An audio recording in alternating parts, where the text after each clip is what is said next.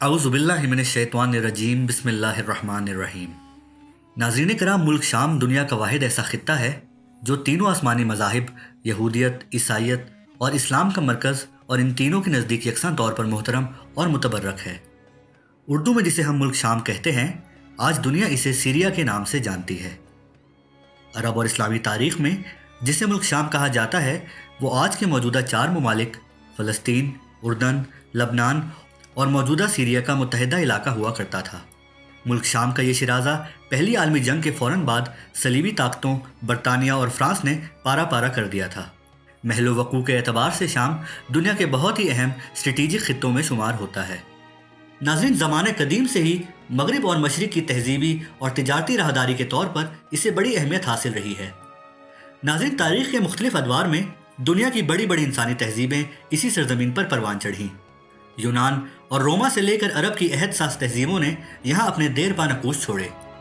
اس ملک کا گوشہ گوشہ قدیم انسانی تہذیب و تمدن کی نادر یادگاروں سے بھرا پڑا ہے۔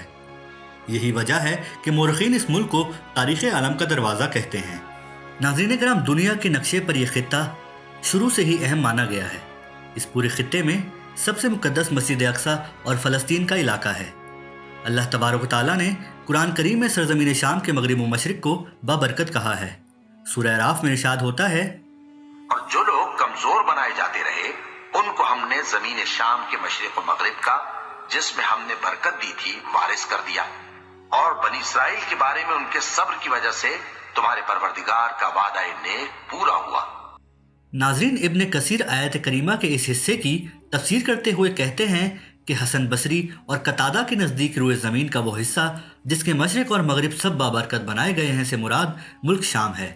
اسی طرح سورہ اسراء میں ارشاد ہوتا ہے، وہ قادر مطلق جو ہر خامی سے پاک ہے، ایک رات اپنے بندے کو مسجد حرام یعنی خانہ کعبہ سے مسجد اقصیٰ یعنی بیت المقدس تک، جس کے چاروں طرف ہم نے برکتیں رکھی ہیں، لے گیا تاکہ ہم اسے اپنی قدرت کی نشانیاں دکھائیں۔ بے شک وہ سننے والا ہے، دیکھنے والا ہے۔ ناظرین، قرآن کریم نے اسراء و معراج کے اس واقعے کو بیان کرتے ہوئے بیت المقدس اور اس کے گرد و نواح کے علاقے کو بابرکت کہا ہے۔ یہی سرزمین ابراہیم اور لوط علیہ السلام کی منزل ہجرت تھی۔ سورہ انبیاء میں اللہ تعالیٰ ارشاد فرماتا ہے، اور ابراہیم اور لوط کو اس سرزمین کی طرف بچا نکالا جس میں ہم نے اہل عالم کے لیے برکت رکھی تھی۔ ناظرین کرام، اللہ تعالیٰ حضرت ابراہیم علیہ السلام کے بارے میں خبر دیتے ہوئے فرماتے ہیں کہ اللہ نے انہیں اپنی قوم کی آگ سے بچا لیا اور انہیں اس قوم کے بیچ سے نکال کر شام کی مقدس سرزمین کی طرف ہجرت کروائی۔ ناظرین کرام، قرآن پاک کی بہت سی آیات کے ساتھ ساتھ مختلف احادیث صحیحہ سے بھی ثابت ہوتا ہے کہ اس قرۂ ارض پر مکہ اور مدینہ کے بعد سب سے زیادہ فضیلت اللہ نے اسی خطے کو بخشی ہے۔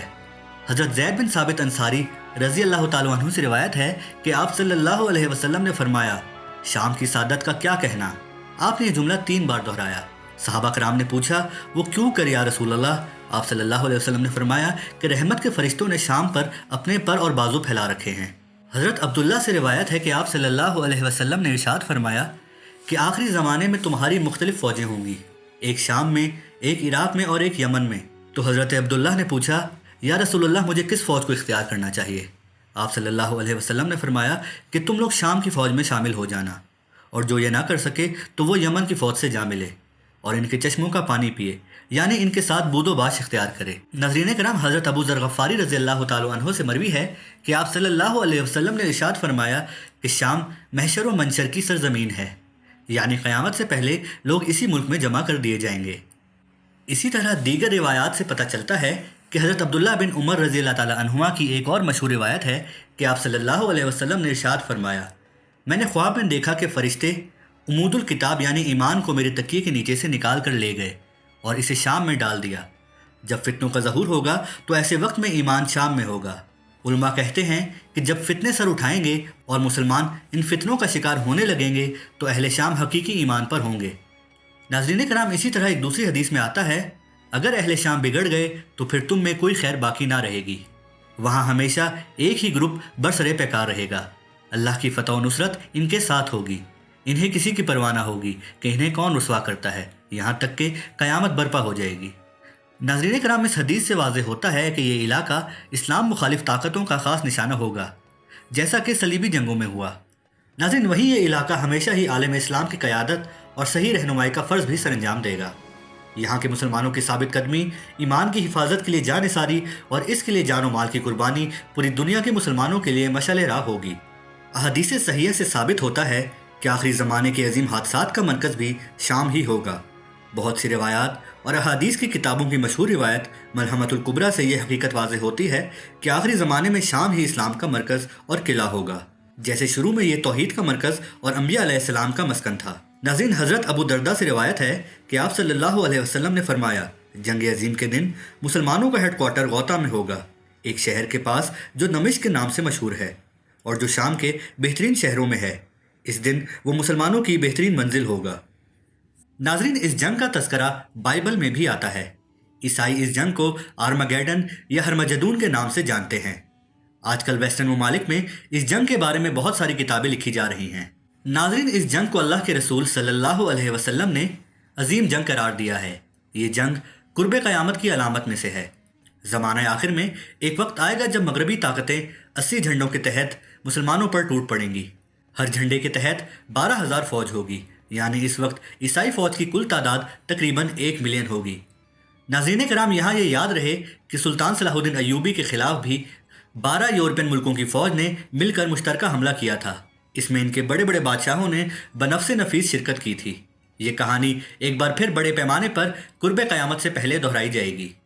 नाज़रीन, इस जंग में घमसान का रंग पड़ेगा और बिल आखिर मुसलमानों को फतह हासिल होगी। इस जंग के बाद ही दज्जाल का ज़हूर होगा और हज़रत ईसा अलैहिस्सलाम दमिश्क के एक सफ़ेद मीनार के पास नाजिल होंगे। वहीं मेहदी अलैहिस्सलाम भी मौजूद होंगे और ईसा अलैहिस्सलाम इनकी इमामत में नमाज पढ़ेंगे। नाज़रीन कराम, इन सारे अजीम हादसात का स्टेज और इस्लाम का हेडक्वार्टर होने का शर्फ अगर किसी खित्ते को हासिल है तो वो सरज़मीन शाम ही है। इस हदीस मुबारक में एक और बड़ी हकीकत की तरफ वाज़ेह इशारा पाया जाता है कि 1096 से शुरू होने वाले सलीबी हमले जो 1291 तक मुसलसल 200 सालों तक आलम इस्लाम पर झूठे मजहबी जनून में किए गए, जिसमें इखलाक और इंसानियत की सारी हदें पार कर दी गई। अब एक बार फिर इन सलीबी हमलों की एलानिया शुरुआत पहली जंग अजीम के दौरान बरतानिया और दीगर यूरोपीय ममालिक के जरिए की गई और 9 दिसंबर 1917 को बरतानवी कमांडर एडमॉन्ड ने बैतुल मुक़द्दस में गासिबाना तौर पर दाखिल होते हुए ताकत के नशे में अपना वो मशहूर जुमला कहा था कि आज सलीबी जंगें मुकम्मल हो गईं। नाज़रीन, वो सलीबी जंगें अभी ना तो ख़त्म हुई हैं और ना ही मुकम्मल। वो यकीनन इसी सरजमीन पर ख़त्म होंगी जहाँ से शुरू हुई थीं। और हमारे प्यारे नबी मोहम्मद सल्लल्लाहु अलैहि वसल्लम के फरमान के मुताबिक इस दिन मुसलमान ही इन जंगों को अंजाम तक पहुँचाएंगे। सलीब सरनगू होगा और सलीबी जलीलो ख्वार होंगे। हक व बातिल की इस कशमकश में हक की फाइनल जीत इसी दुनिया के इख्तिताम से पहले होगी। इसलिए इसे कुर्ब क़यामत यानी दुनिया की इंतहा की अलामतों में से एक अलामत करार दिया गया है। नाज़रीन कराम, उम्मीद करता हूँ कि आपको हमारी ये काविश भी पसंद आई होगी। हमारी इस वीडियो को लाइक कीजिए, अपने दोस्तों के साथ शेयर कीजिए और कमेंट्स में अपनी राय का इजहार ज़रूर कीजिए। और अगर आपने अभी तक हमारे चैनल को सब्सक्राइब नहीं किया तो प्लीज़ सब्सक्राइब करते हुए साथ बने बेल के आइकन पर भी क्लिक कर दें, ताकि मुस्तकबिल में इसी तरह की मालूमाती और तहकीकाती वीडियोज़ आपको बर वक्त मिलती रहे।